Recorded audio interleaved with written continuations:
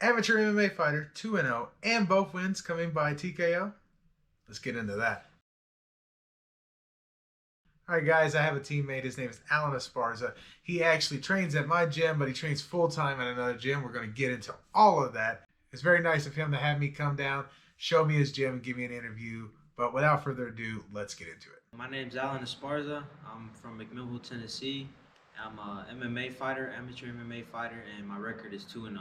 My Instagram is Alan_Esparza95, and my other Instagram, my fighter page is El Paperras MMA. So if you want to give a like and follow. Nice.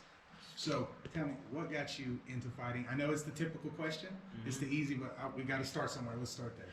Oh man, there's so many reasons why I got into it, but I guess you can say the main reason why I got into this would probably be my grandpa. He's obviously he's passed away, so obviously you can't see me, or I've never met him, to be honest. He died before I was born, and I think he was a big reason why I started fighting. I heard a lot of stories when I was younger that he was a very proud man, very traditional man, and you can say in those times that he would be involved in many fights. So I guess you can say it kind of started from there, and as well from my dad. My dad, he was a fighter as well, so you can say I came from a very it's in the blood. What kind of fighting did your dad do? He actually trained in this gym. He started, I guess, when he came to the U.S. He was around 25, and I think he started off with karate and progressed to jiu-jitsu, and I think he went to black belt in both of those. So he was pretty committed for a while, but like you said, he became a family man and eventually kind of drifted away from the sport. Yeah, that'll happen. I mean, this is it. It's a time-giving sport. You know, if you have a family, it's hard to keep it through. We've seen it time and time again. But so now, so obviously that's what brought you to this gym. Yeah. You trained here. That's how you started training here. Interesting. Yeah. And how long have you been into it? Well, I think I've always been into it as a kid. Like I said, my dad, he was kind of my first teacher. But I think I started taking it seriously after high school because I wrestled in high school. And after that, I guess you can say I asked myself the question, what was next for me? And I felt like I still had more to prove to myself. And I started off when I was 18 years old. I went to many gyms. I could tell you a whole list of many gyms I went to, but I stayed here at Razor's Edge MMA, and I feel like the people, the coaches, everybody's truly amazing. I'm very blessed to be part of this team. 100%, man. And yeah, and I could tell that. I could tell it from the way that you fight. You always represent your gym. You always represent everything. Always talk about it. And it's a great gym. Why not? Mm-hmm. And so, what was your very first fight? What date was that? It was in September 28th. Okay. Mm-hmm. And then, so that's your very first fight. What was that like? Man, I always say, before everything started, I always say you got to ask yourself the question, are you willing to put in the sacrifice? And once you answer that question, and once you say yes or no, regardless of what it is, for me it was yes. I was ready to put in the work, and after that was just to show up. Simple as it sounds, to show up, regardless how you feel, if you're tired or not. Like I always say, the battles are not just always in the gym; they're outside of like life. So, regardless of how I felt or what was going on with my life, I always gave it 100%. And here, I always say, regardless of how you feel, you gotta make the decision of if you really want to fight before you actually fight. Yeah, it's 100%. It's very hard. I mean, fighting, a lot of people, I mean, you can maybe get to your first fight and be very foolish and think that it's not going to, be what it is. Yeah. But most of the time you're not going to get that far anyway. So, yeah. So now you're on a 2-fight winning streak. And so do you have plans? Do you just plan to just keep fighting? Or is this something you look to pursue? Is just keep fighting? Well, obviously it's something that I'm very interested in pursuing. And well, I always say I'm always a man that always likes to take step by step. I don't like saying stuff that's not haven't even happened yet. I always say I live the moment. I like to take step by step, day by day.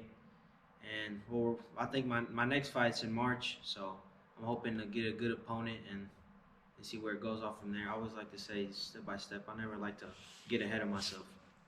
That's very smart. And I like your approach. It's like, you know what, just if I want to fight, I'm fighting. I've done 2 fights. I've won. I got another fight. I'm gonna focus on that fight. I'm not really gonna think if I'm gonna have 100 more fights or no fights. Like, why worry about it? Worry about the fight at hand.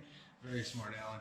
Yeah, that's one thing I noticed about you. I've always liked about you is the time we got to train. Is that you're always in there. You're never into the gym just to like. You have a good time, sure, but you're not in there to be like, hey guys, how's it going? You're in there to work, learn how to do whatever this is, get better as a fighter, and you can see that from the fact that you're 2-0 now, and each one of those fights too.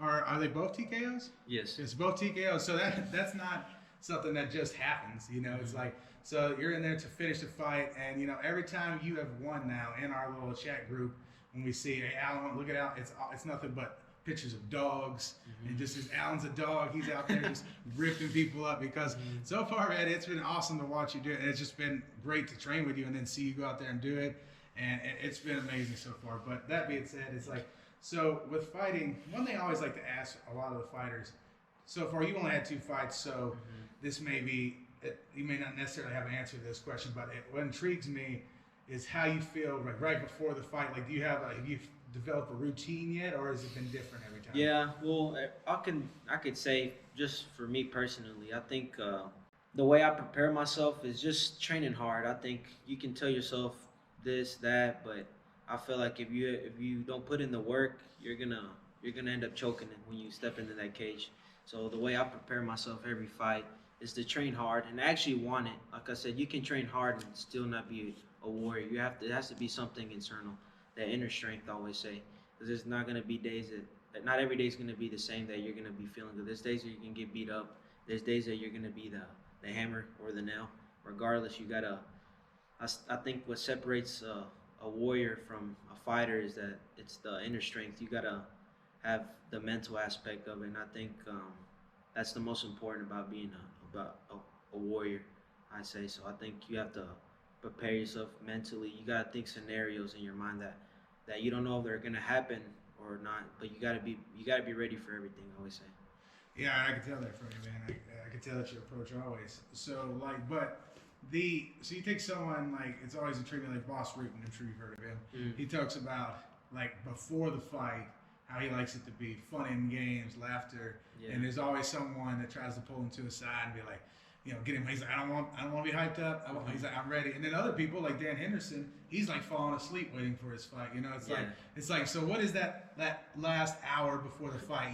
You've waited, or you've already done that, but you've taped up, you're ready to go. You're just waiting, you're just watching people count down. What does that time feel like? Oh man, I always say you don't even feel the time. You just, I guess you can say, your body and your mind knows that what's gonna happen, and you kind of say. For me personally, I always say, I'm in the moment.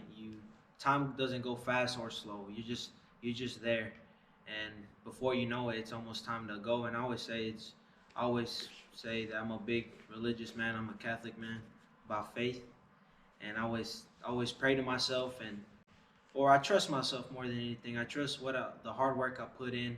I listen to my coaches, my training partners. I feel like you just got to be content at that point and not look back at anything or say, oh, I should have done this, or maybe I should have done that. All that time is done.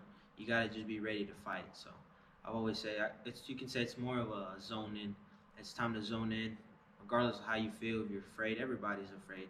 If someone tells you they're not afraid, they're lying. Everybody's afraid, but the whole game is to hide it, to not let anybody know how you feel. You gotta tone in and zone in.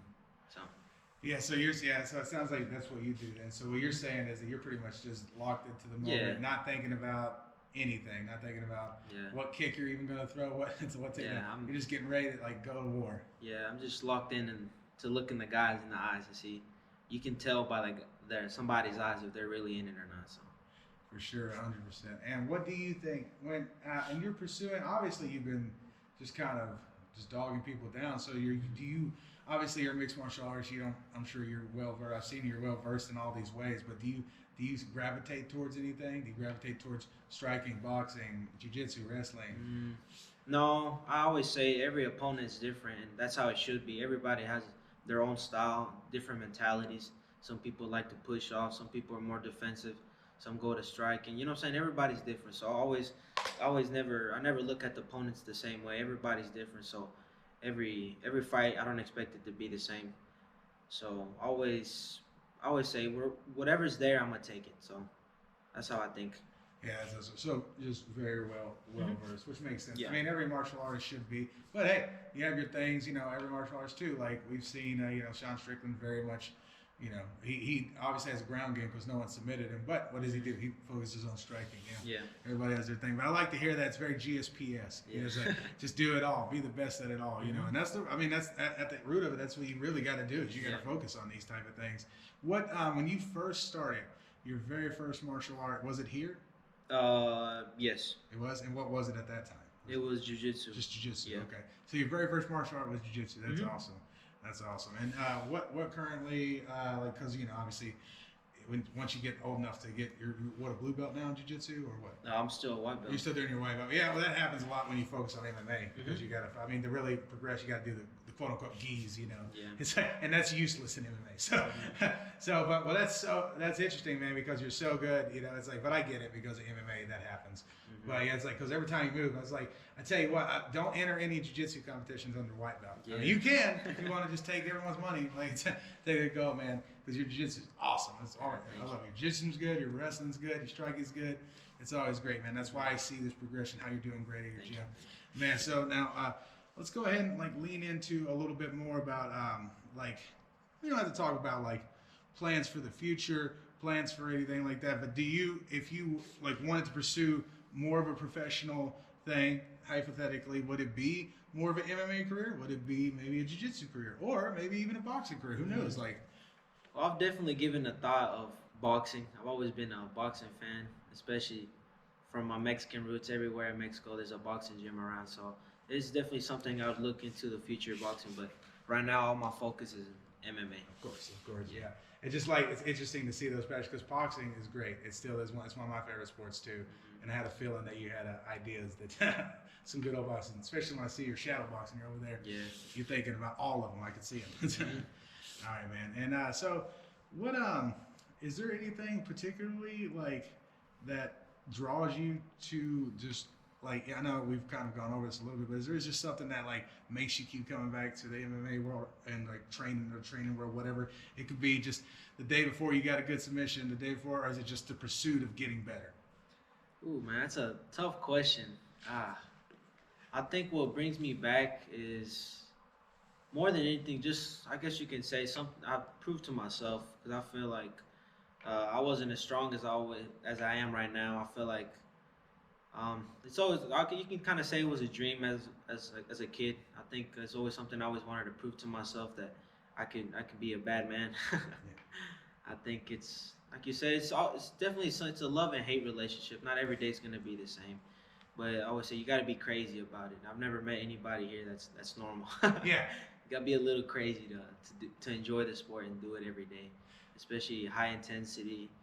There's a lot of sacrifice. I always say into being a fighter. There's a lot of things that you're not gonna like, and there's things that you are gonna like. But I think that just goes with every job that you do in life. So.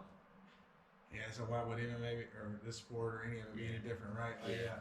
100%. Yeah. Because I have my days too. It's like there's days where I literally not really feel like going in, and I'm just there. By the time I realize I'm just there doing it, it's like discipline.